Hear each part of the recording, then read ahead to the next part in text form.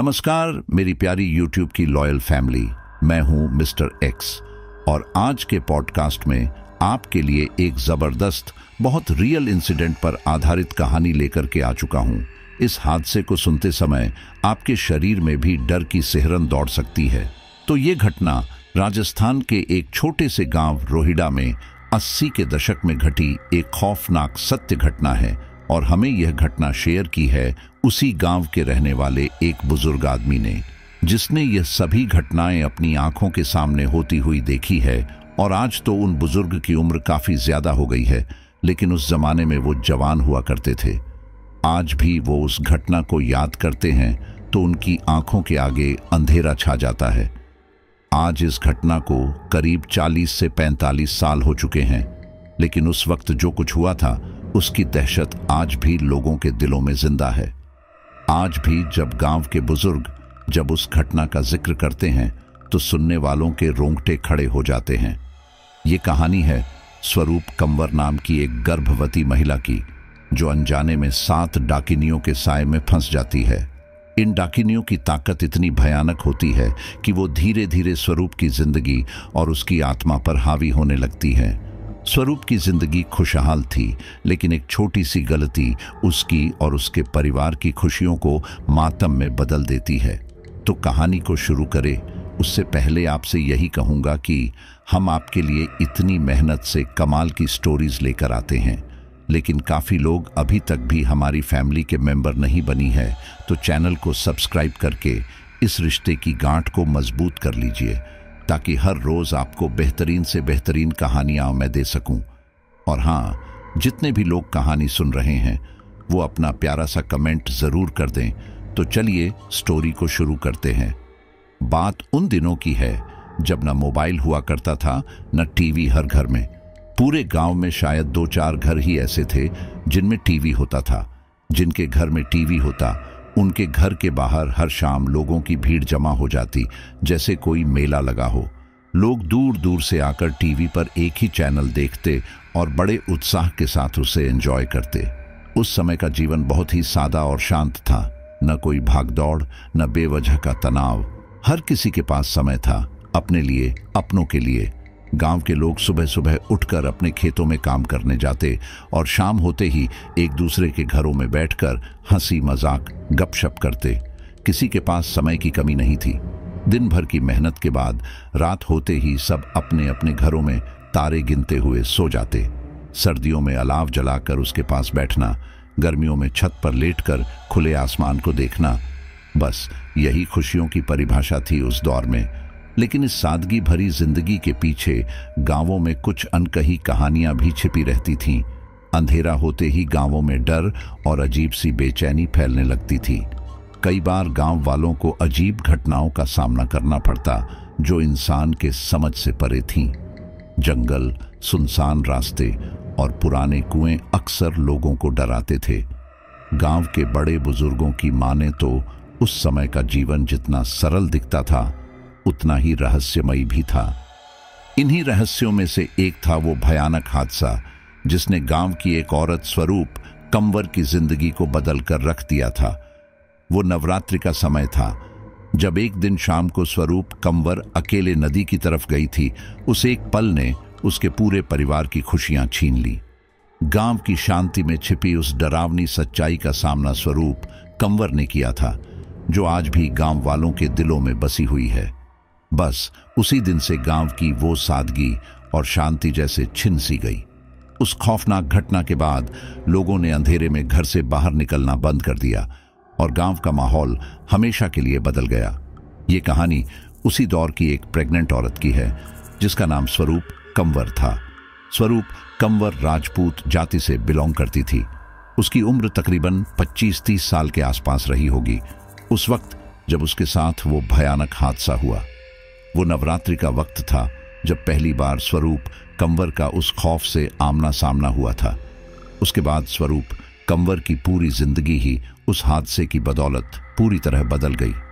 आज भी जब लोग उस घटना को याद करते हैं तो उनके रोंगटे खड़े हो जाते हैं। उस वक्त गांवों में घरों में टॉयलेट या बाथरूम जैसी बुनियादी सुविधाएं नहीं हुआ करती थीं। लोगों के पास कोई पक्का इंतजाम नहीं था और नहाने धोने के लिए उन्हें नदी, कुएं, बोरवेल, बावड़ी या तालाब जैसी प्राकृतिक जगहों पर ही जाना पड़ता था। रोजमर्रा के काम के लिए वो इन्हीं पर पूरी तरह निर्भर होते थे और हर रोज का काम इन्हीं जगहों पर जाकर करना पड़ता था। शौच के लिए भी लोग गांव के बाहर नदी या किसी सुनसान इलाके की ओर जाते थे। इस तरह के असुविधाजनक हालात ने गांव वालों की जिंदगी को और भी मुश्किल बना दिया था। एक तरफ तो ये सारे काम बाहर खुले में करने पड़ते थे और दूसरी तरफ अंधेरा होने पर औरतों और बच्चों के लिए खतरे भी बढ़ जाते थे। जंगली जानवर, सांप, बिच्छू और कभी-कभी लुटेरों का भी बड़ा जोखिम बना रहता था। कई बार रात में टॉर्च या लैंप की मदद से रास्ता तय करना पड़ता था, क्योंकि इन रास्तों पर रोशनी का कोई इंतजाम नहीं था। हादसे होते रहते थे, लोग डरते थे, लेकिन फिर भी जब घर में कोई सुविधा ही नहीं हो तो इंसान करे भी तो क्या। इसीलिए ज्यादातर गांव की औरतें जब शौच या नहाने के लिए नदी की तरफ जाती थीं तो एक दूसरे को साथ लेकर जाती थीं। ग्रुप बनाकर जाना उनकी सुरक्षा का एक तरीका था, ताकि जंगली जानवर या कोई और खतरा आ भी जाए तो एक दूसरे की मदद कर सकें। खासकर औरतों के लिए ये बहुत ज़रूरी था, क्योंकि शाम ढलने के बाद अकेले जाना बहुत खतरनाक हो सकता था। लेकिन फिर भी कभी कभी ऐसी स्थिति आ जाती थी जब कोई और ऑप्शन नहीं होता था और किसी महिला को मजबूरी में अकेले ही जाना पड़ता था। ऐसे में डर और अनहोनी की संभावना हमेशा बनी रहती थी। उस जमाने में लोग आदत डाल चुके थे, पर हर बार जब कोई औरत अकेले निकलती तो उसके घर वालों के दिल में एक अनजाना डर बैठा रहता था। उस दिन स्वरूप कंवर के साथ भी कुछ ऐसा ही हुआ। पूरा दिन घर का सारा काम निपटाने के बाद शाम को अचानक उसे शौच के लिए जाने की प्रबल इच्छा होने लगी। शाम ढल चुकी थी, हल्का हल्का सा अंधेरा छाने लगा था बाहर। उसकी गली की एक दो औरतें जो शाम को शौच के लिए जाया करती थीं, वे भी निवृत्त होकर लौट आई थी। अब ऐसे में स्वरूप कंवर को समझ नहीं आ रहा था कि वो क्या करे। शौच जाने की इच्छा प्रबल होती जा रही थी, पर साथ में नदी की तरफ अकेले जाने का डर भी सता रहा था उसे। पर करें तो करें क्या? कोई साथ चलने वाला भी नहीं था घर पर जिसे वो अपने साथ ले जा सके। लेकिन प्रेशर बढ़ने की वजह से आखिरकार अपने डर को एक ओर करते हुए वो नदी की तरफ अकेली ही निकल गई। नदी का वातावरण खुला होता है, ऐसे में हल्का अंधेरा होने के बावजूद वहां चीजें साफ दिखाई देती हैं। इसलिए स्वरूप कंवर जब नदी पर पहुंची तो वहां उसे इतना ज्यादा अंधेरे का अनुभव नहीं हुआ। वो जल्दी से एक छोटी सी झाड़ी की ओट में बैठकर निवृत्त होने के बाद जैसे ही उठकर जाने को हुई, उसे थोड़ी दूर नदी के किनारे पर ही बनी एक बावड़ी के पास रंग बिरंगे कपड़ों में कुछ औरतें दिखाई दी। वे औरतें राजपूती वेशभूषा में ही थीं। उन्होंने ठीक वैसे ही कपड़े पहने हुए थे जैसे स्वरूप कंवर ने पहने हुए थे। इनफैक्ट उनके कपड़े गोटे लेस, कांच और कौड़ियों से सजे हुए भी थे, जो बेहद आकर्षक लग रहे थे। ऐसे कपड़े औरतें ज्यादातर शादियों और त्योहारों में ही पहना करती हैं। उन्होंने साज श्रृंगार भी किया हुआ था। उनकी पायल और चूड़ियों के खनकने की आवाज साफ सुनाई पड़ रही थी। स्वरूप कंवर, जो अभी तक नदी की तरफ अकेली आने के कारण बेहद डरी हुई थी, उन 4-5 औरतों के ग्रुप को देखकर उसे थोड़ी राहत महसूस हुई और उसका डर भी कम हुआ। चूंकि वो औरतें राजपूती कपड़ों में थी, इसलिए स्वरूप कंवर को लगा शायद वे महिलाएं उसी की बिरादरी की औरतें हैं और बावड़ी के पास जो खेजड़ी का पेड़ है उसके नीचे कोई पूजा या उतारा टोटका करने आई हैं, क्योंकि गांव में लोग अक्सर खेजड़ी के पेड़ के नीचे इस तरह की पूजा किया करते हैं। इसलिए स्वरूप कंवर के दिमाग में वही बात आई और वो उन औरतों के पास जा पहुंची। जैसे जैसे वो उन औरतों के करीब जा रही थी, उसे चीजें और साफ नजर आ रही थी। उसने देखा कि वहां उस बावड़ी के पास 4 या 5 नहीं बल्कि पूरी 7 औरतें मौजूद हैं और वे सभी वहां कोई पूजा या उतारा नहीं कर रही हैं, बल्कि उस खेजड़ी के पेड़ के चारों ओर गोल गोल चक्कर बनाकर घूमते हुए गरबा कर रही हैं। उनके और करीब जाने पर स्वरूप कंवर को महसूस हुआ कि वहां जितनी भी औरतें हैं, उन्होंने अपने आधे चेहरे को, मतलब अपनी आंखों तक के चेहरे को घूंघट से ढक रखा है और शायद उनमें से वो किसी भी औरत को नहीं जानती हैं। वे सारी औरतें उसे अनजान लग रही थीं, लेकिन उनका चेहरा भी साफ नजर नहीं आ रहा था। ऐसे में स्वरूप को कुछ समझ नहीं आ रहा था कि आखिर वे औरतें हैं कौन, और शाम ढलने के बाद भी खेजड़ी जैसे पेड़ के नीचे नाच क्यों रही हैं। स्वरूप की उम्र ज्यादा नहीं थी, इसलिए शायद वो कुछ समझ ही नहीं पाई कि आखिर वहां हो क्या रहा था और वे 7 औरतें थी कौन। उसे तो वे 7 औरतें अपनी ही तरह सामान्य इंसान नजर आ रही थी। उनका पहनावा, उनकी चाल ढाल, सब कुछ एकदम एक सामान्य औरत जैसा ही था। इसलिए स्वरूप को उन औरतों को वहां देखकर आश्चर्य तो हुआ, लेकिन डर बिल्कुल भी नहीं लगा। और उसकी उसी गलतफहमी की वजह से उस एक ही रात में उसकी पूरी जिंदगी ही बदल गई। अपनी गलतफहमी में उसने अपनी जिंदगी की सबसे बड़ी और सबसे भयानक गलती कर दी। वो बिना डरे बड़ी ही आसानी से उन औरतों के बिल्कुल करीब जा पहुंची।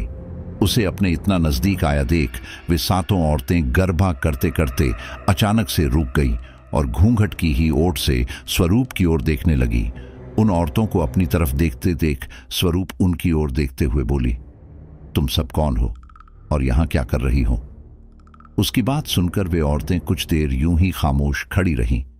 फिर थोड़ी देर बाद उनमें से एक औरत बिना अपना घूंघट उठाए स्वरूप की ओर देखते हुए बोली, हम सब सहेलियां हैं और यहां गरबा खेल रही हैं। उसकी बात सुनकर स्वरूप हैरान हो गई और हैरानी भरी नजरों से उसकी ओर देखते हुए बोली, गरबा, और वो भी यहां नदी पर, बावड़ी के पास, खेजड़ी के पेड़ के नीचे।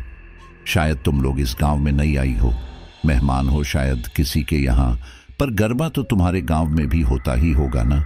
फिर तुम लोगों को नहीं पता कि गरबा शाम को नहीं रात को किया जाता है, और वो भी माताजी महाराज की जोत जगाकर। ऐसे खेजड़ी के पेड़ के नीचे कौन गरबा करता है? वैसे भी खेजड़ी के पेड़ में तो भूतों का वास माना जाता है। स्वरूप की बातें सुनकर वे 7 महिलाएं पूरी तरह खामोश हो गई और घूंघट की ही आड़ में एक दूसरे की तरफ देखने लगी। फिर उनमें से एक औरत खिलखिलाकर जोर जोर से हंसने लगी, हाँ हाँ हाँ हाँ हाँ हाँ हाँ हाँ हाँ हाँ। उसे इस तरह हंसते देख स्वरूप थोड़ा डर गई, क्योंकि अमूमन गांवों में औरतें इतनी जोर से नहीं हंसा करती हैं, और वो भी घूंघट वाली औरतें तो बिल्कुल भी नहीं। और फिर उस जमाने में तो लड़कियों, औरतों का इतना तेज हंसना बिल्कुल भी अच्छा नहीं माना जाता था। ऐसे में उस औरत का इतना तेज तेज हंसना स्वरूप के लिए हैरान कर देने वाला था। वो औरत लगातार हंस रही थी और स्वरूप दबे हुए डर के साथ उसकी तरफ देख रही थी।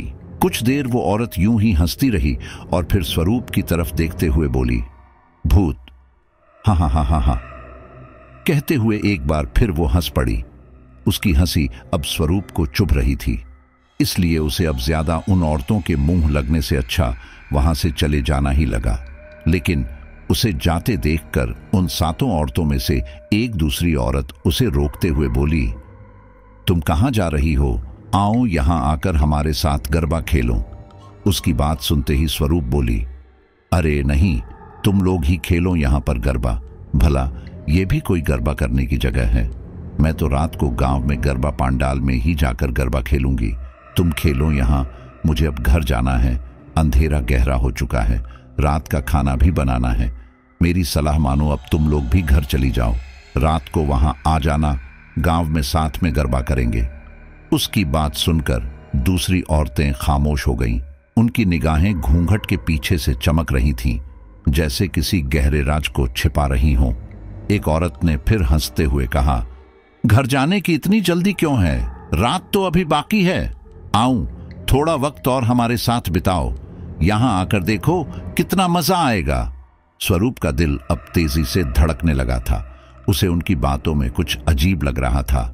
उनके हाव भाव, उनकी आवाज, सब कुछ अजीब सा लग रहा था। वो समझ नहीं पा रही थी कि ये औरतें इतनी रात गए इस वीराने में गरबा क्यों खेल रही हैं, और वो भी खेजड़ी के पेड़ के पास, जहां गांव के बड़े बुजुर्गों ने हमेशा भूत प्रेत की कहानियां सुनाई थीं। स्वरूप को अब डर का एहसास होने लगा था। उसने वहां पर ज्यादा समय तक रुकना ठीक नहीं समझा और चुपचाप वहां से अपने घर लौट आई। उसने सबके लिए रात का खाना बनाया, खाना खाया, बर्तन वगैरह साफ किए, और फिर अपनी गली की औरतों के साथ गरबा खेलने गरबा पांडाल में भी गई। लेकिन उसे वहां वो सातों औरतें कहीं दिखाई नहीं दी। उस वक्त गांव में सिर्फ 2 जगह गरबे हुआ करते थे। स्वरूप अपनी सहेलियों के साथ दोनों जगह गरबे देखने जाया करती थी। उस रात भी वो दोनों गरबा पांडालों में गई थी और उसने वहां उन सातों औरतों को इधर उधर ढूंढने की कोशिश भी की थी, लेकिन उनमें से एक भी औरत उसे वहां कहीं नजर नहीं आई। उसने अपनी बिरादरी की कुछ परिचित औरतों से भी ऐसी 7 औरतों के बारे में पूछा कि कहीं किसी के घर तो मेहमान बनकर आई होगी वो सब, लेकिन गांव में किसी ने ऐसी किन्हीं 7 औरतों को न तो पहले कभी देखा था और न ही सुना था। बात आई गई हो गई, लेकिन स्वरूप के दिमाग में बार बार वही बात क्लिक हो रही कि आखिर वे 7 औरतें थीं कौन, कहां से आई थीं और वहां शाम के वक्त नदी पर इस तरह से नाच क्यों कर रही थी। लेकिन उसके मन में बार बार उठ रहे उस सवाल का कोई पुख्ता जवाब भी तो नहीं था उसके पास। स्वरूप ने आखिरकार थक हार कर उन औरतों के बारे में सोचना ही बंद कर दिया। रात को तकरीबन 12:30-1 बजे के आसपास गरबा पांडाल में महाआरती होने के बाद गरबा समाप्त हो गया और सब लोग अपने अपने घरों की ओर लौट गए। स्वरूप भी अपनी सहेलियों के साथ अपने घर आ गई।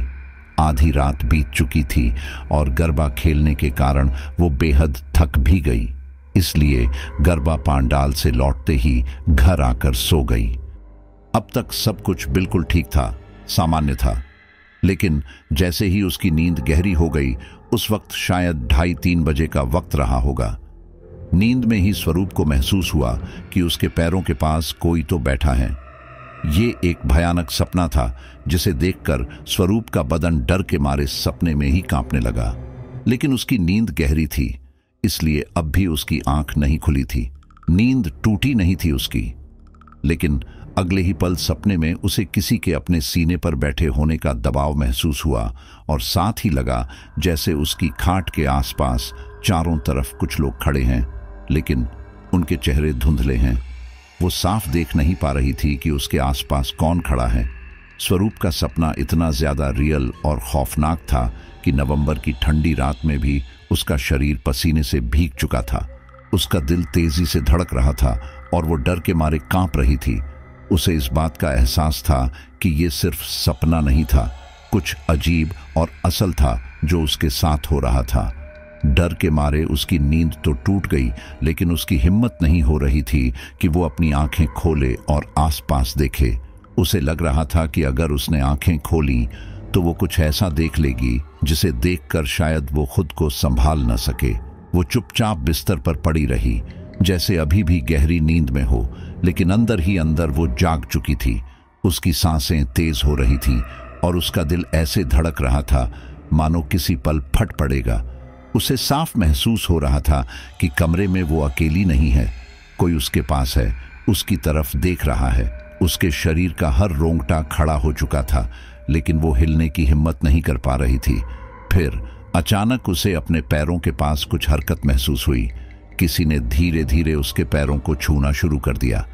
वो ठंडा स्पर्श उसे भीतर तक झकझोर गया। स्वरूप को समझ आ गया कि वो चीज जान गई थी कि वो जाग चुकी है और अब उसके सामने सिर्फ नाटक कर रही है। डर और बेचैनी के मारे उसका दिल बेकाबू हो चुका था। उसने अपनी आंखें बंद रखने की पूरी कोशिश की, लेकिन उस स्पर्श ने उसकी हिम्मत तोड़ दी। आखिरकार उसका शरीर बेजान हो गया और उसकी आंखें खुल गईं। जैसे ही उसने आंखें खोली, सामने का दृश्य इतना भयानक था कि उसकी चीख निकल गई। उसके सामने खड़ी वो परछाई जो इंसान की तरह दिखती थी, लेकिन उसका चेहरा पूरी तरह से अंधेरे में छिपा हुआ था। उसकी आंखें आग जैसी चमक रही थीं और उसकी सांसें इतनी तेज थीं कि जैसे कोई भूखा शिकारी हो जिसने शिकार पकड़ लिया हो। स्वरूप की चीख से पूरा कमरा गूंज उठा। हाँ हाँ, उसकी चीख इतनी जोरदार थी कि जैसे उसकी आत्मा भी उस डर के साथ चीख रही हो। उसकी चीख सुनकर बाहर के कमरे में सो रहे उसके पति और उसकी सासू माँ दोनों एकदम से हड़बड़ाकर जाग गए। क्योंकि स्वरूप प्रेग्नेंट थी तो उसकी चीख सुनकर उन दोनों की जान हलक में आकर अटक गई थी। स्वरूप का पति और उसकी सास ने जब कमरे के अंदर जाकर देखा तो वे दोनों हक्के बक्के रह गए। स्वरूप अपने बिस्तर से इस तरह चिपक कर लेटी हुई थी जैसे चारों तरफ से उसे खाट के साथ बांध दिया गया हो। उसके दोनों हाथ और दोनों पैर फैले हुए थे और उसकी गर्दन एक तरफ दबी हुई थी।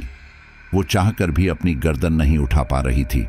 उसे देखकर ऐसा लग रहा था मानो चारों तरफ से कोई उसे खींच रहा हो या किसी ने पलंग के साथ उसे बड़ी ही बेदर्दी के साथ बांध दिया हो। स्वरूप की हालत देखकर उसका पति और सास पूरी तरह से सदमे में थे। उन्हें कुछ समझ नहीं आ रहा था कि आखिर क्या हो रहा है।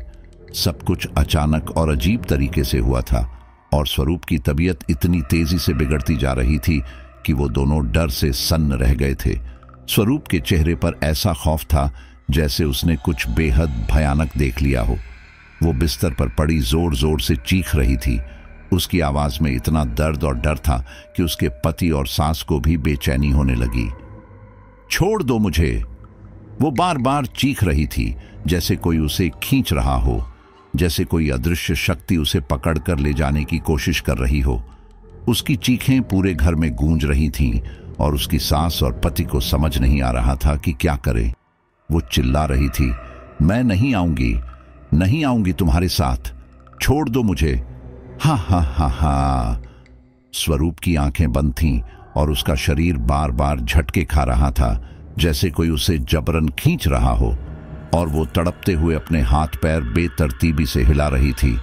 सास और पति की हालत भी कुछ कम नहीं थी। वो दोनों डर के मारे पसीने से तर हो चुके थे, लेकिन फिर भी हिम्मत जुटाकर स्वरूप को शांत करने की कोशिश कर रहे थे। उसकी सास ने एक बार उसके पास जाकर उसे हिलाने की कोशिश की, लेकिन स्वरूप का शरीर इतना कड़ा हो गया था कि छूते ही उसकी सास के हाथ कांप गए। उसके पति ने घबराकर कहा, क्या हो गया है इसे? वो उसे होश में लाने की कोशिश कर रहा था, लेकिन उसकी चीखें थमने का नाम ही नहीं ले रही थीं। फिर बड़ी मुश्किल से हिम्मत करके दोनों उसके करीब जा पहुंचे। उन दोनों के करीब जाते ही स्वरूप का शरीर इस तरह ढीला पड़ गया जैसे पूरी खींच के साथ बंधी रस्सी की गांठ खुल गई हो और वो एकाएक सिमट कर सिकुड़ गई हो।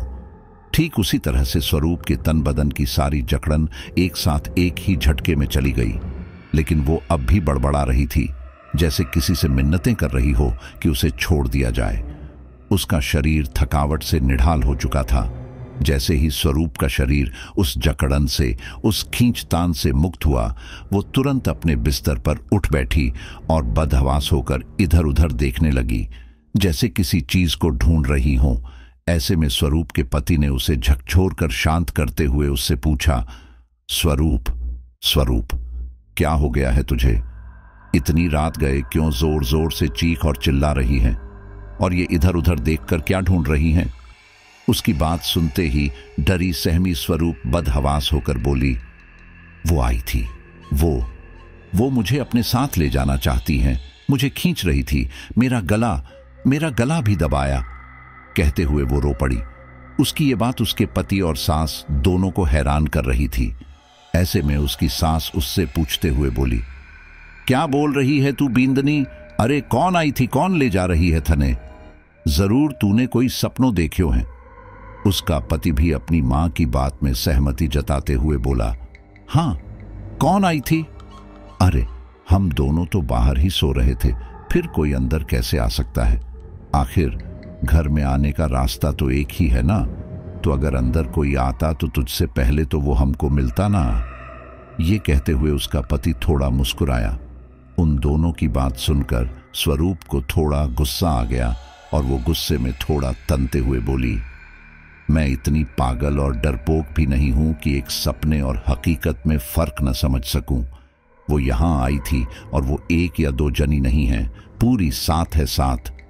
वो 7 यहां आई थी और मुझे घेर कर मेरी खाट के चारों तरफ खड़ी थी। उनमें से एक मेरी छाती पर चढ़कर बैठी थी और मुझे अपने साथ चलने के लिए कह रही थी। वो 7 आज शाम को शौच के लिए जब मैं नदी पर गई थी तब मिली थी मुझे, नदी पर, पुरानी बावड़ी के पास, खेजड़ी के पेड़ के नीचे गरबा खेल रही थी और मैंने जाकर उन्हें टोक दिया था। मैंने ये कह दिया कि रात को गांव में आना, वहां साथ में गरबा खेलेंगे। बस मेरी इसी बात का बहाना बनाकर वो 7 यहां तक चली आई हैं और अब मुझे अपने साथ नदी पर ले जाना चाहती है। मैंने मना भी किया, लेकिन वो लोग गुस्सा हो गई और मुझे मारने पीटने लगी। मेरे बाल खींचे, मेरा गला दबाया।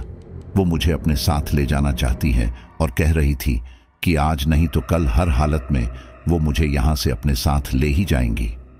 उसकी बातें सुनकर उसकी सास और उसका पति एकदम शॉक्ड हो गए। स्वरूप ने अपनी पूरी आपबीती कह सुनाई थी उन दोनों को।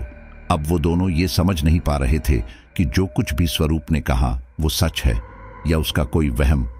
खैर, उस वक्त उन दोनों ने उसे समझा बुझाकर सुला दिया, लेकिन उसकी कहीं बातों ने उन दोनों की नींद उड़ा दी थी।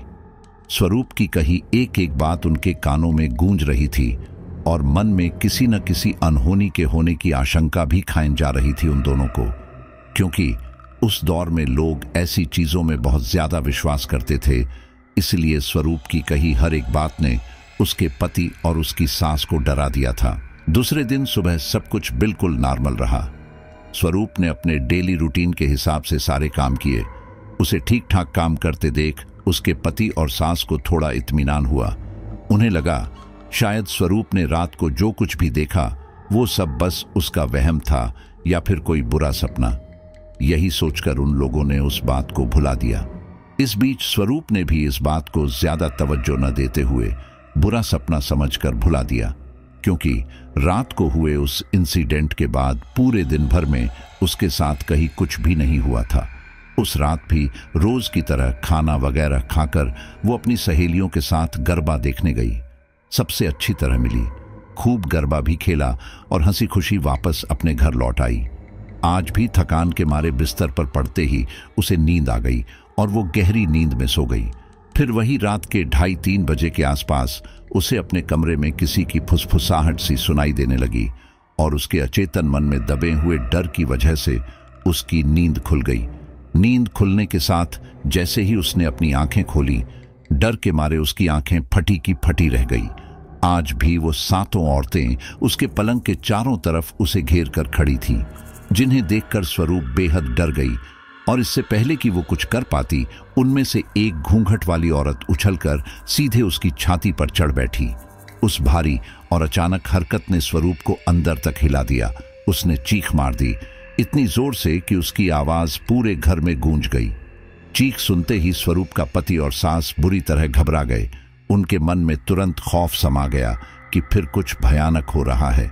वो दोनों बिना समय गंवाए दौड़ते हुए स्वरूप के कमरे में पहुंचे। वहां का मंजर देखकर उनकी हालत और भी खराब हो गई। स्वरूप बेहोशी और होश के बीच बुरी तरह से तड़प रही थी। उसका पूरा शरीर किसी अजीब ताकत से जकड़ा हुआ लग रहा था। उसकी सांसें तेज हो रही थीं और उसकी छाती पर बैठी वो औरत अभी भी उसे दबाए हुए थी, जैसे उसे अपने कब्जे में ले रही हो।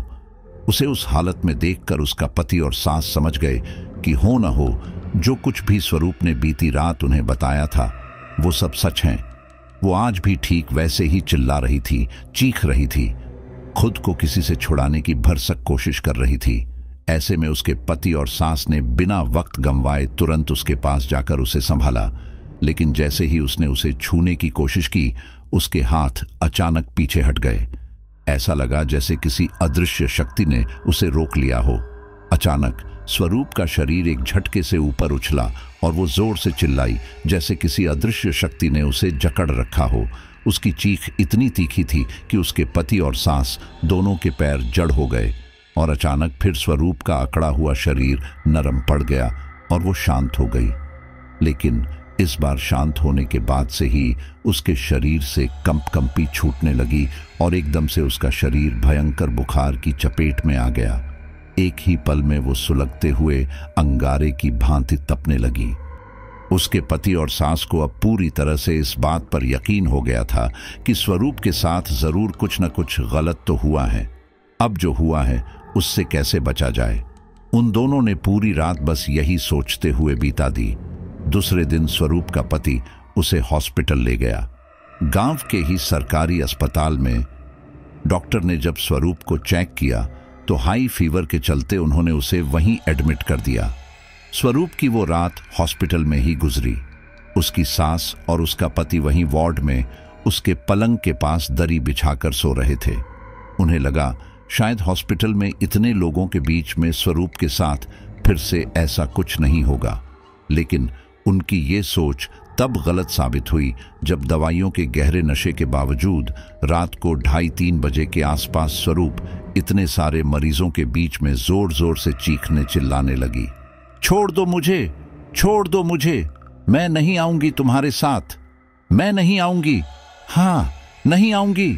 उसकी दर्द भरी चीखें और आवाज सुनकर उसकी सास और पति की नींद तो खुली ही, वहां वार्ड में मौजूद दूसरे पेशेंट और उनके रिश्तेदारों की नींद भी खुल गई।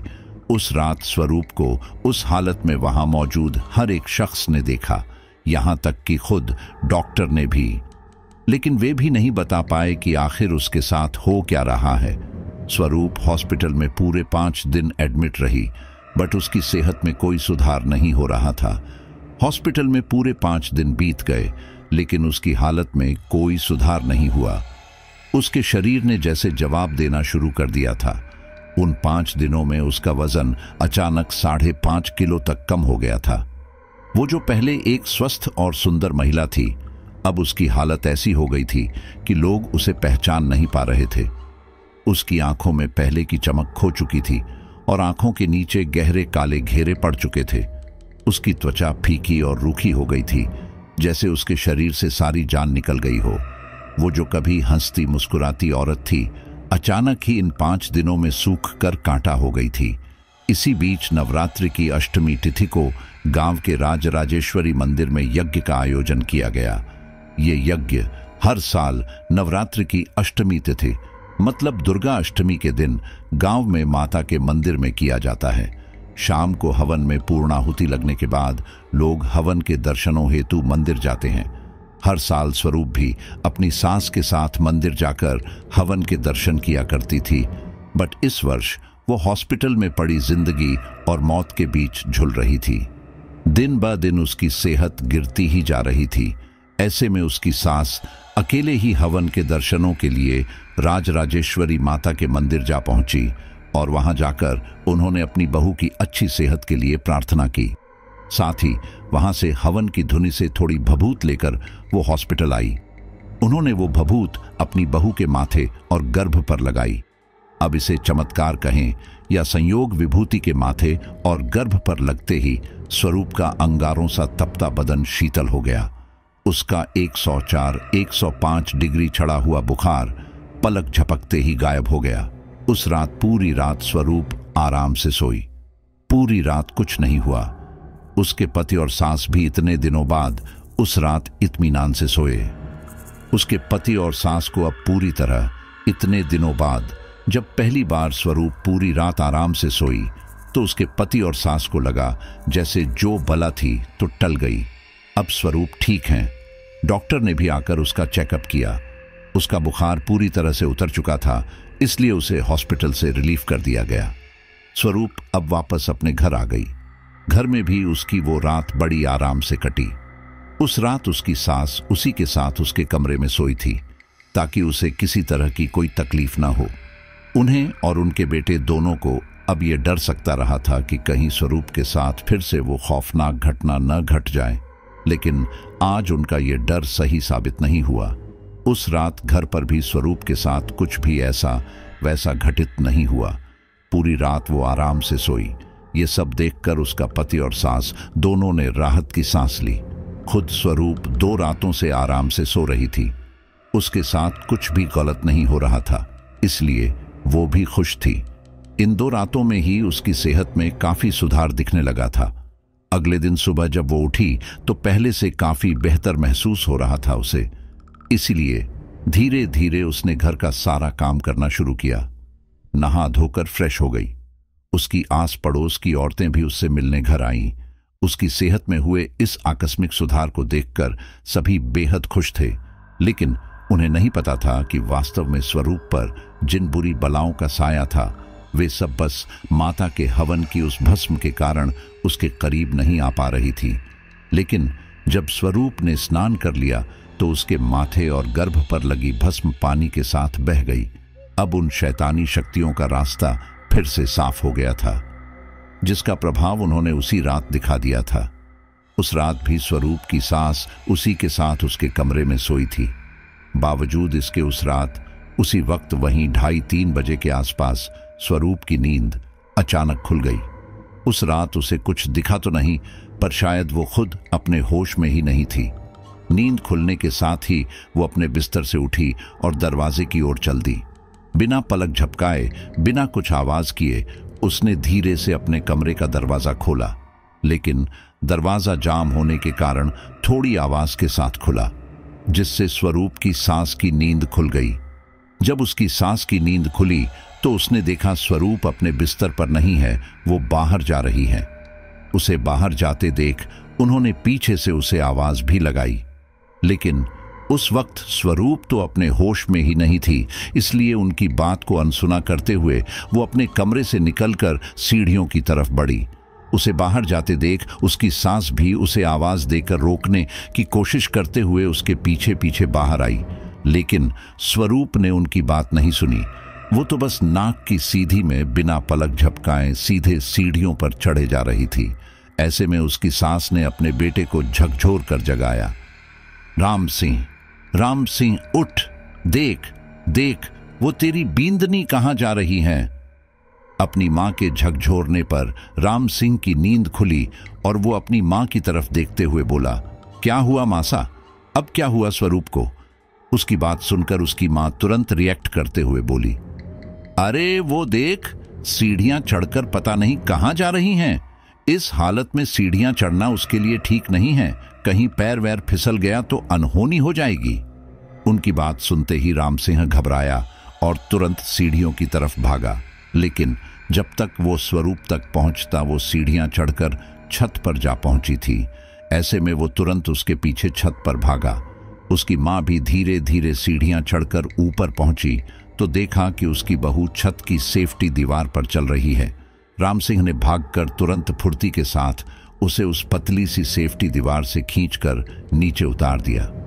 राम सिंह के द्वारा खींचे जाने से स्वरूप का सम्मोहन भंग हुआ और जैसे ही वो होश में आई उसे कुछ याद नहीं था कि वो यहाँ छत पर आई कैसे। उसका पति राम सिंह उस वक्त थोड़ा गुस्सा हो गया था उस पर, क्योंकि उसे इस बात का गम लग रहा था कि अगर उसकी माँ उसे टाइम से नहीं जगाती और वो स्वरूप के पीछे वक्त रहते नहीं पहुंचता तो आज उसके साथ कितना बड़ा हादसा हो जाता। उसने यही बात स्वरूप को समझाते हुए थोड़ा सख्त रवैया अपनाते हुए उससे कहा, ये सब क्या है स्वरूप, तुम अच्छी तरह से जानती हो कि तुम प्रेग्नेंट हो और सीढ़ियां चढ़ना तुम्हारे लिए सही नहीं है, वो भी रात को अंधेरे में। उस पर तुम न केवल सीढ़ियां चढ़कर यहाँ छत पर आधमकी हो, बल्कि इस छोटी सी छज्जे की दीवार पर भी चढ़ गई। मालूम है तुम्हारा बैलेंस अगर हल्का सा भी इधर उधर हो जाता तो क्या होता। अपने पति के मुंह से सारी बात सुनकर स्वरूप हैरान होकर रह गई, क्योंकि उसे तो वास्तव में कुछ याद ही नहीं था कि उसके साथ हुआ क्या और उसने खुद किया क्या। अपने पति के मुंह से जब उसने सारी बात सुनी तो डर और दहशत के मारे उसके पांव तक कांप उठे। डर के मारे कंपाती हुई आवाज में वो बोली, हे महाराज राम जी, ये आप क्या कह रहे हैं। मैं छज्जे की इस दीवार पर चढ़ी थी, पर मैं तो ठीक से चल भी नहीं पाती हूँ इस हालत में, फिर इस पतली सी दीवार पर कैसे। अब चौंकने की बारी उसके पति की थी। उसकी बात सुनकर वो भी शॉक्ड हो गया। ये क्या कह रही है स्वरूप तू, क्या तुझे सच में याद नहीं तू यहाँ कैसे आई और तूने क्या किया। ये कहते हुए उसने आश्चर्य प्रकट किया। उसका सवाल सुनते ही उस पर तुरंत रिएक्ट करते हुए स्वरूप बोली, अगर मुझे ध्यान होता तो क्या मैं जानबूझकर ऐसा करती, अपनी और अपने बच्चे की जान जानबूझकर खतरे में डालती। कहते हुए उसकी आंखों में आंसू आ गए और फिर वो अपने पति को छोड़कर अपनी सास की तरफ आगे बढ़ी और उनके करीब जाकर बोली, मासा, मुझे नहीं पता मेरे साथ क्या हो रहा है, बस मैं इतना जानती हूँ कि मुझे जो औरतें उस शाम नदी पर मिली थी वो रोज रात को दिखती हैं, खुली आंखों से दिखती हैं। वो मुझे और मेरे पेट में पल रहे इस बच्चे की बलि चाहती हैं। वो मुझे अपने साथ ले जाने की कोशिश कर रही हैं। मासा, शायद अब मैं नहीं बचूंगी। ये कहते हुए एक बार फिर वो रो पड़ी। उसे इस तरह बदहवास होकर रोते देख उसकी सास ने उसे अपनी बाहों में भर लिया और उसे समझाते हुए बोली, अरे बावरी हो गई है तू स्वरूप, जो ऐसी मनहूस बात कर रही है। अरे बावरी, माताजी महाराज है ना, वे सब ठीक करेंगी। हम कल ही कुलदेवी माता के मंदिर जाएंगे, वहां जाकर ही पता चलेगा कि क्या है, कौन है वो औरतें और थारे ही पीछे क्यों पड़ी हैं। चल अब नीचे चल और रोना बंद कर। तू अकेली थोड़ी ना है, मैं हूं ना थारे साथ। बेटी की तरह प्यार से अपनापन देते हुए उसकी सास उसे अपने साथ छत से नीचे ले आई। उसका पति राम सिंह भी उनके पीछे नीचे आ गया। वो रात बीत गई। दूसरे दिन स्वरूप की सास और उसका पति राम सिंह उसे लेकर गांव से 4-5 किलोमीटर दूर अपनी कुलदेवी माता श्री चक्रेश्वरी देवी के मंदिर पहुंचे। वहां धोख लगाकर उन्होंने मंदिर की सेवादारी करने वाले एक संत महाराज से अपनी बहू की समस्या के बारे में बात की। साधु महाराज ने उन लोगों की पूरी बात सुनी और इससे पहले कि वे लोग आगे कुछ कह पाते, उन्होंने हाथ से इशारा करते हुए उन्हें रुकने का संकेत किया और अपनी आंखें बंद कर स्वरूप के माथे पर हाथ रखा और मन ही मन कुछ मंत्र पढ़े। उसके बाद उन्होंने अपनी आंखें खोली और स्वरूप के माथे पर एक फूंक मारी। जैसे ही उन्होंने स्वरूप के माथे पर फूंक मारी, वो एंटिटी जो उससे जुड़ी हुई थी उसके शरीर में प्रवेश कर गई।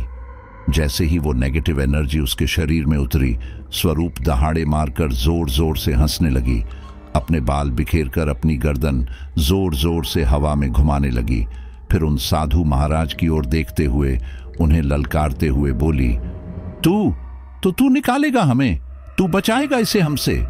तू जानता है कि हम कौन हैं और तेरे जैसे छोटे मोटे तांत्रिकों का क्या हश्र कर सकती हैं।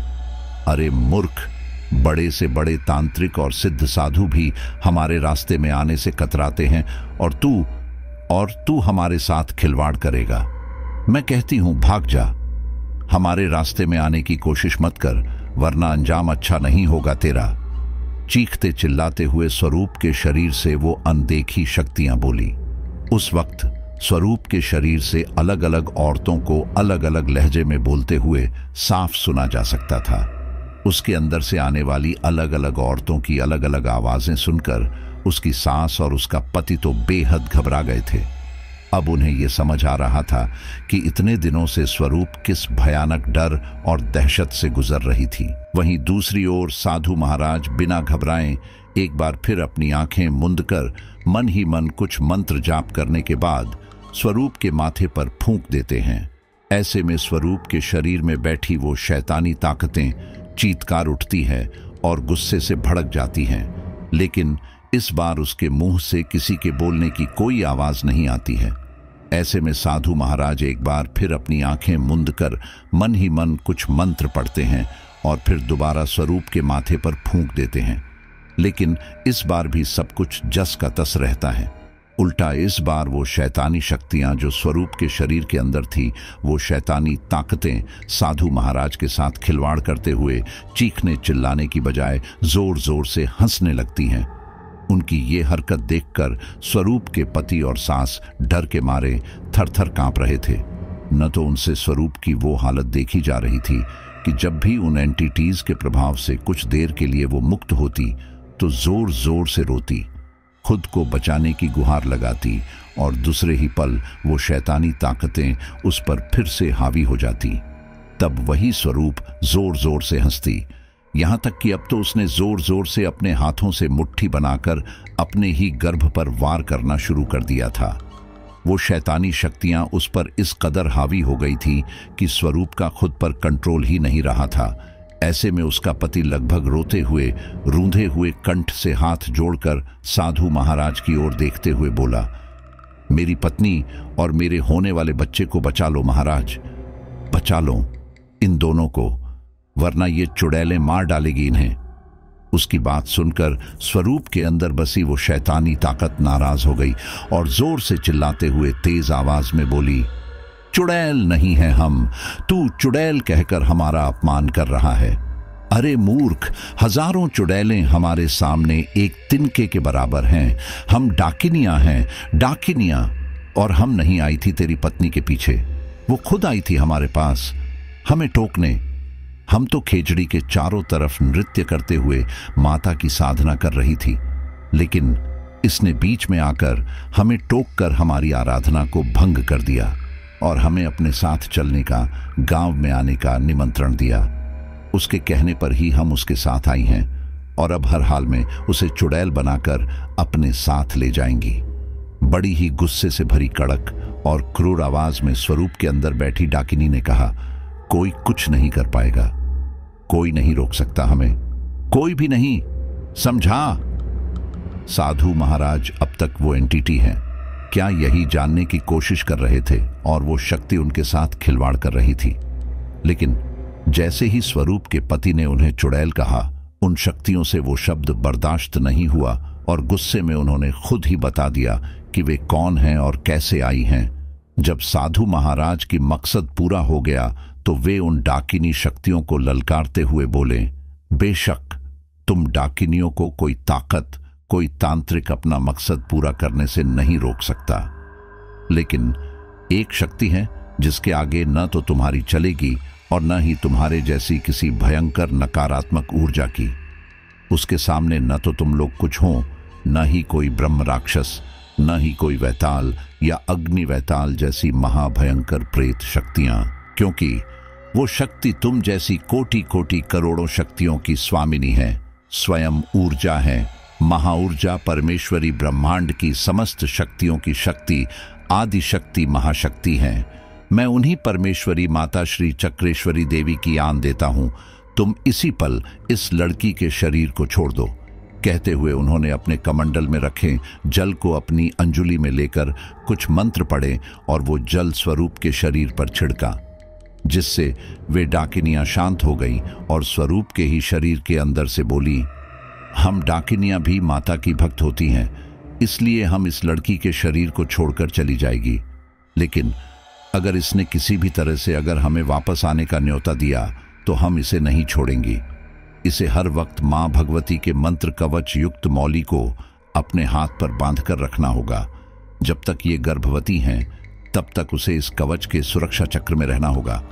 प्रसव होने से पहले अगर किसी दिन वो मौली कवच इसके शरीर से अलग हुआ तो वो दिन इस लड़की का आखिरी दिन होगा। कहते हुए उन सातों डाकिनियों ने एक के बाद एक स्वरूप के शरीर को छोड़ दिया। जैसे जैसे वो एक एक करके उसके शरीर को छोड़ रही थी, स्वरूप के शरीर को झटके पड़ रहे थे।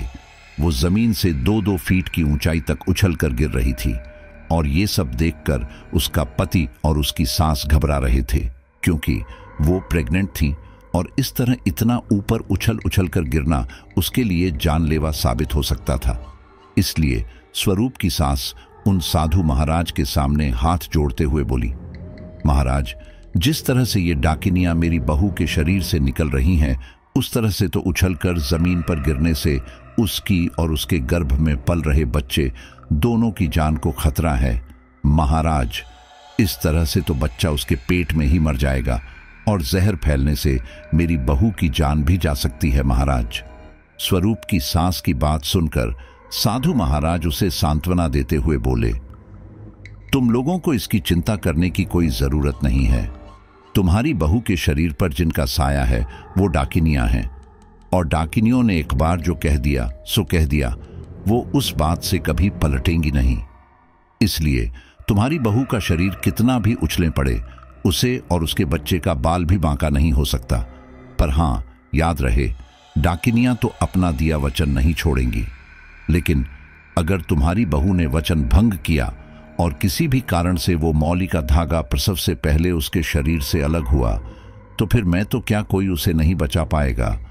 स्वरूप की सास को हिदायत देते हुए महाराज जी ने कहा, इसलिए ध्यान रहे, तुम लोगों से भूलकर भी वचन भंग होने की भूल न होने पाए, अन्यथा सर्वनाश हो जाएगा।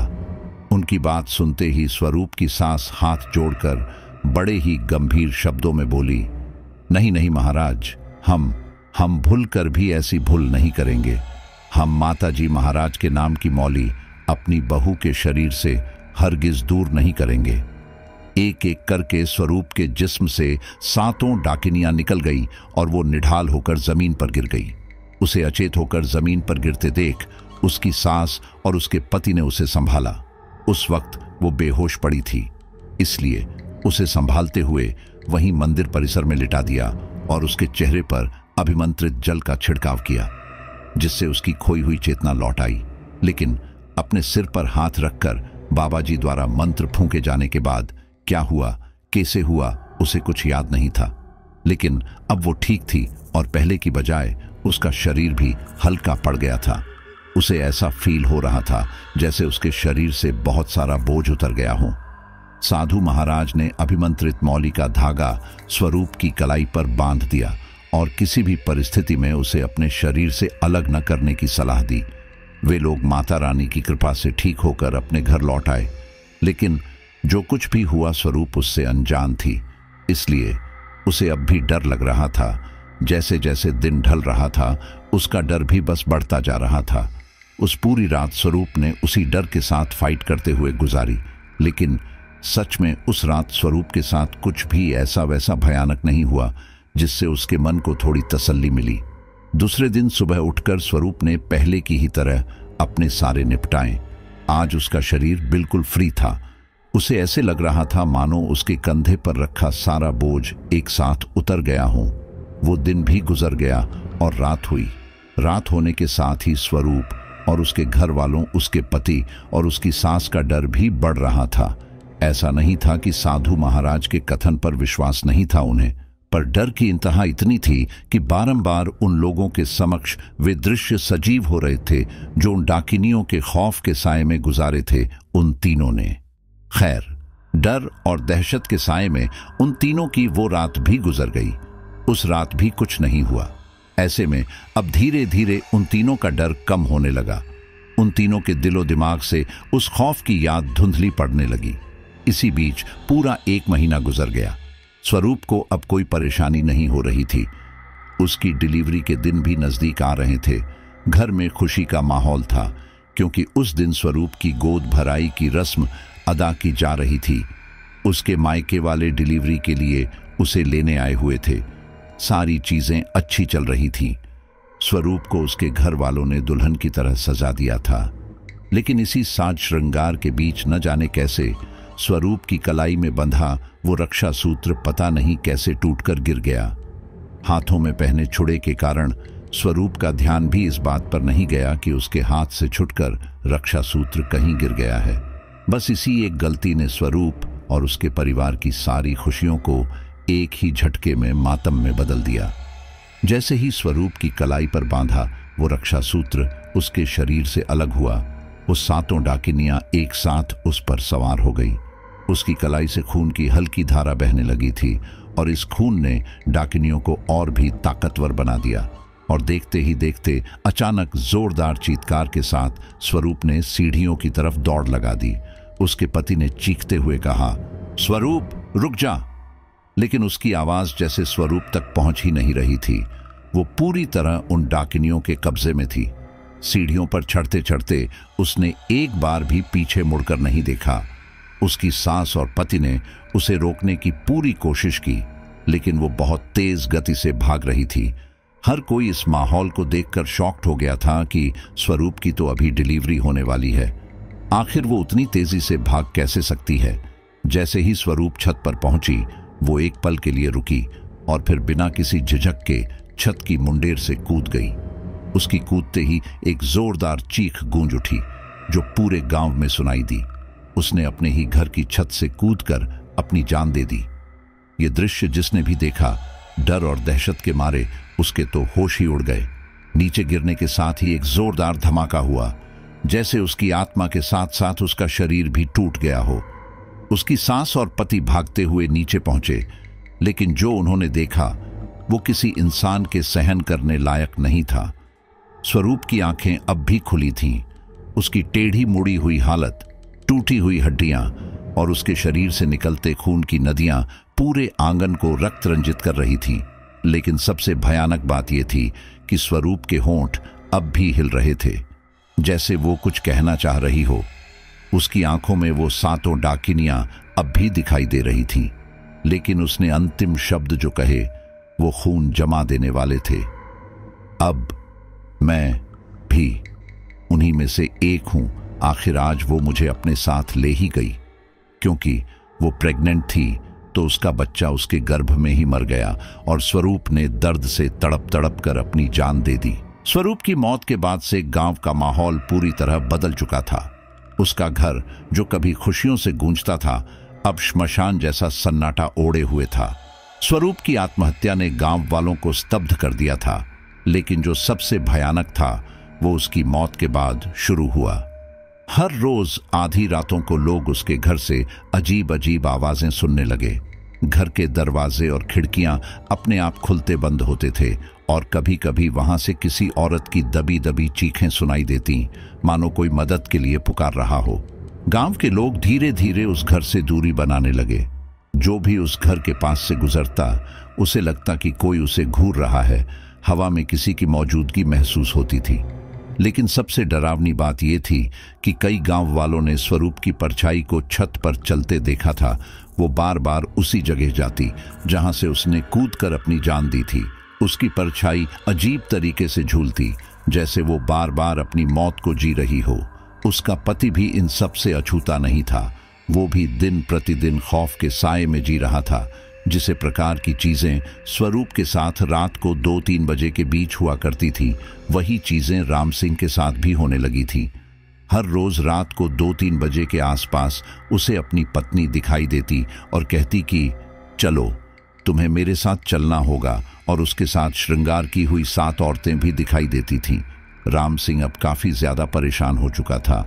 यहां तक कि गांव के लोग तो उसे पागल भी कहने लगे थे, लेकिन उसकी दशा को कोई नहीं समझ पा रहा था। वो अक्सर कहता कि वो मुझे लेने आ रही है, वो मुझे यहाँ पर छोड़कर नहीं जाएगी, वो मुझे अपने साथ चलने के लिए कहती है। एक दिन राम सिंह ने खुद को उसके कमरे में बंद कर लिया। उसकी सास ने उसे कई बार बुलाया, दरवाजा खटखटाया, लेकिन कोई जवाब नहीं मिला। अंदर से सिर्फ एक धीमी अजीब सी फुसफुसाहट सुनाई दे रही थी, मानो राम सिंह किसी से बातें कर रहा हो, लेकिन वहां कोई नहीं था। कुछ देर बाद दरवाजा खुला और राम सिंह बाहर निकला। उसकी आंखें सुर्ख लाल थीं और उसके चेहरे पर अजीब सी मुस्कान थी। उसने धीरे से कहा, वो वापस आ गई है, अब मैं भी उसके पास जाऊंगा। उसकी सांस घबरा गई। उसने राम सिंह को हिलाने की कोशिश की, लेकिन वो जैसे एक दूसरी दुनिया में खो चुका था। उस रात राम सिंह ने भी ठीक उसी तरह घर की छत से कूदकर आत्महत्या कर ली, जैसे स्वरूप ने की थी। उसकी मौत के बाद घर पर अब पूरी तरह से डाकिनियों का साया छा गया था। राम सिंह की मौत के बाद गांव में दहशत का माहौल और भी गहरा हो गया। हर कोई जानता था कि स्वरूप और राम सिंह की आत्महत्या महज हादसा नहीं थी, बल्कि उन पर किसी शैतानी ताकत का साया था। गांव की औरतें रात को अजीब अजीब सपने देखने लगीं। उन्हें ऐसा लगता कि कोई उनके कमरे में आकर उन्हें देख रहा है, उनके कानों में फुसफुसा रहा है। कई बार वो अपनी आंखें खोलती तो उन्हें सामने स्वरूप खड़ी दिखती। उसका चेहरा अब पूरी तरह से विकृत हो चुका था। उसकी आंखें सफेद थीं और उसके होंठों पर वही खौफनाक मुस्कान थी। वो औरतों को बुलाती, आओ मेरे साथ आओ, हमेशा के लिए। धीरे धीरे गांव की औरतों पर भी डाकिनियों का साया पड़ने लगा। एक दिन गांव की एक युवती गायब हो गई। लोगों ने उसे आखिरी बार रात में उस घर के पास देखा था। जब उसकी तलाश शुरू हुई तो वो एक खेत के अंदर बेहोश पड़ी मिली। उसकी हालत बेहद खराब थी।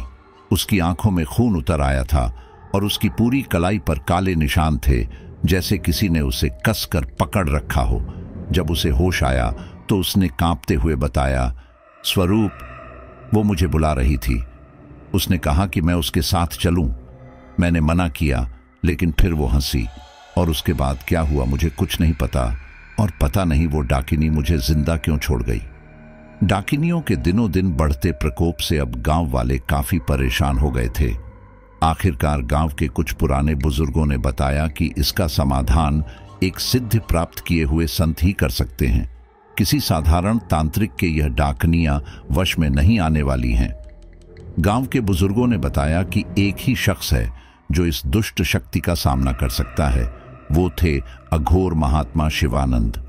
कहा जाता था कि महात्मा शिवानंद महादेव के अनन्य भक्त और तपस्वी थे, जो राजस्थान के रेगिस्तान में दूर दूर तक फैले ढोरों के बीच एक गुफा में साधना करते थे। वो अघोरी साधना में इतने पारंगत थे कि उनके सामने कोई भी बुरी आत्मा टिक नहीं पाती थी। उनके बारे में मान्यता थी कि वो मौत और जीवन के बीच की शक्तियों को नियंत्रित कर सकते थे और उन्होंने कई राक्षसी शक्तियों को बंदी बना लिया था। गांव के पंचों और प्रधान ने फैसला किया कि वो शिवानंद बाबा से मदद मांगने के लिए जाएंगे, लेकिन उनके ठिकाने तक पहुंचना आसान नहीं था। रेगिस्तान के दूर दराज हिस्सों में बसे ढोरों को पार करते हुए अंत में वो महात्मा शिवानंद के गुफा तक पहुंचे। जब उन्होंने बाबा को सारी बातें बताईं तो बाबा कुछ देर तक ध्यान मग्न रहे। फिर उन्होंने धीरे से कहा, ये शक्तियां अब अपनी सीमाओं से आगे बढ़ चुकी हैं। मैं इन्हें खत्म नहीं कर सकता, पर कैद जरूर कर सकता हूं। और शिवानंद बाबा उसी समय गांव के प्रधान और पंचों के साथ गांव में पहुंच गए। महात्मा शिवानंद ने यज्ञ और विशेष पूजा की तैयारी शुरू की। उन्होंने गांव के मंदिर के पास एक बड़ा चक्र बनाया जो विशेष मंत्रों से सुरक्षित था। अब सभी लोगों को रात होने का इंतजार था। आखिरकार वो घड़ी भी आई ही गई। रात होते ही उस दिन माहौल में एक अजीब सा परिवर्तन आ गया था। हवा ठंडी हो गई और आकाश में काले बादल छा गए। ऐसा लग रहा था कि डाकिनियां जान गई हैं कि कोई महाशक्ति उनके खिलाफ खड़ी हो चुकी है। शिवानंद बाबा ने अपने शरीर पर भस्म मली और महादेव के त्रिशूल का प्रतीक चिन्ह अपने माथे पर लगाया। उन्होंने अपने जपमाला के साथ मंत्रों का उच्चारण शुरू किया और एक बड़ा त्रिशूल अपने हाथों में उठा लिया। उन्होंने आकाश की ओर देखते हुए कहा, आओ तुम सब, अगर हिम्मत है तो महादेव के भक्त को चुनौती दो। जैसे ही उन्होंने ये कहा, हवा में अजीब सी चीखें गूंजने लगीं। सातों डाकिनियां अब अपने असली रूप में प्रकट हो चुकी थीं। उनके विकृत चेहरे, भयानक रूप और उनके काले कपड़े हवा में लहराते हुए गांव के चारों ओर घूमने लगे। वो हर उस चीज को नष्ट कर रही थीं जो उनके रास्ते में आ रही थी।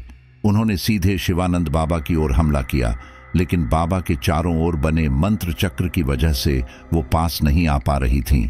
बाबा ने गरजते हुए कहा, तुम्हारी ताकतें इस दायरे में कोई असर नहीं डाल सकती, और अपनी जपमाला का तेजी से जाप करना शुरू कर दिया। डाकिनियां अब बुरी तरह बौखला चुकी थीं। उनके चेहरे पर भयानक गुस्सा था। उन्होंने अपनी मायावी शक्तियों से बाबा को डराने की कोशिश की, लेकिन शिवानंद पर उनका एक भी वार असर नहीं कर रहा था। तभी बाबा ने त्रिशूल से जमीन पर एक गहरा निशान खींचा और एक विशेष मंत्र का उच्चारण किया। अचानक से जमीन फटने लगी और उसके भीतर से तेज रोशनी निकलने लगी। ये रोशनी इतनी तेज थी कि डाकिनियों की आंखें जलने लगीं। वो चीखने लगीं और उनकी विकृत आकृतियां हवा में कांपने लगीं। बाबा ने उस रोशनी को अपने हाथों में समेटते हुए आकाश की ओर देखा और कहा, महादेव, इन पापी आत्माओं को इस धरती से मुक्त करो ताकि ये फिर कभी किसी को कष्ट न दे सकें। उसके बाद बाबा ने अपनी कांच की एक विशेष बोतल निकाली जो अभिमंत्रित की हुई थी। उन्होंने 7 बार मंत्र पढ़ा और बोतल को हवा में घुमाया। धीरे धीरे डाकिनियों की चीखें और तेज होने लगीं। वो बचने की कोशिश कर रही थी, लेकिन जमीन से निकलने वाली उस रोशनी की वजह से वो उस ओर खींची चली आ रही थी। एक एक कर सभी डाकिनियां उस बोतल के अंदर कैद होने लगीं। उनकी चीखें और तड़प हवा में गूंज रही थीं, लेकिन बाबा के हाथों की शक्ति इतनी अधिक थी कि वो खुद को छुड़ा नहीं पा रही थी। आखिरी डाकिनी भी एक जोरदार चीख के साथ बोतल के अंदर समा गई। बाबा ने बोतल को महादेव के नाम का मंत्र पढ़ते हुए सील कर दिया। हवा अचानक शांत हो गई। जो भयावह शोर था वो अब पूरी तरह से थम चुका था। गांव के लोग जो दूर से ये सब देख रहे थे, उन्होंने राहत की सांस ली। बाबा त्रिशूल को जमीन पर रखते हुए बोले, महादेव ने इन पापी आत्माओं को कैद कर लिया है। अब ये आत्माएं कभी किसी को नुकसान नहीं पहुंचा पाएंगी। मैं इन्हें हमेशा के लिए अपने साथ ले जा रहा हूं ताकि ये वापस कभी न लौट सकें। बाबा शिवानंद ने वो बोतल अपने झोले में रखी और गांव वालों से कहा, तुम्हारा गांव अब सुरक्षित है, लेकिन ये आत्माएं बहुत चालाक हैं और अगर कभी तुम्हारी आस्था कमजोर पड़ी तो वो फिर से ताकतवर हो सकती हैं। उसके बाद गांव में कभी कोई डाकिनियों से जुड़ी घटना नहीं हुई। आज इस घटना को बीते कई साल गुजर गए हैं, पर स्वरूप के साथ बीती ये आपबीती उस गांव में आज भी लोगों की रूह कंपा देने के लिए पर्याप्त हैं। उस गांव में आज भी कई ऐसे लोग हैं जिन्होंने स्वरूप को उस हालत में देखा था जब वो पहली बार पजेस हुई थी। राम सिंह और स्वरूप की मौत के बाद उनकी मां ने वो गांव और अपना घर हमेशा हमेशा के लिए छोड़ दिया। वो उस गांव को छोड़कर वहां से हमेशा हमेशा के लिए चली गई। तो साथियों, हमारे आज की ये कहानी यहीं पर कंप्लीट होती है। आज भी उस गांव में स्वरूप का घर यूं ही खड़ा है, बिना सार संभाल के। अब वो किसी खंडहर से कम नहीं दिखता। उसकी मौत के बाद तो गांव के लोगों में ऐसा खौफ पसरा कि देखते ही देखते महीने भर में ही उसका पूरा मोहल्ला ही खाली हो गया। उस गली में रहने वाले लोग अपने घरों को यूं ही लावारिस छोड़कर गांव में इधर उधर बस गए। उसकी मौत के बाद वो पूरी गली, जिसमें कभी बच्चों की किलकारियां गूंजती, कभी औरतों की हंसी से गुलजार हुआ करती थी, आज वो पूरी की पूरी गली यूं ही वीरान पड़ी है। न तो वहां कोई आता जाता है और न ही उन घरों को खरीदने के लिए कोई खरीदार खड़ा होता है। तो उम्मीद करता हूं कि ये स्टोरी आपको काफी ज्यादा पसंद आई होगी। हालांकि काफी कम लोग ऐसे होते हैं जो आखिर तक कहानी को सुनते हैं। अगर आप कहानी को अंत तक सुन रहे हैं तो मुझे कमेंट बॉक्स में जरूर बताइए और मैं आपका नाम अगली स्टोरी में लेने की पूरी कोशिश करूंगा। अब हम अपने कुछ लॉयल फ्रेंड्स के नाम लेते हैं।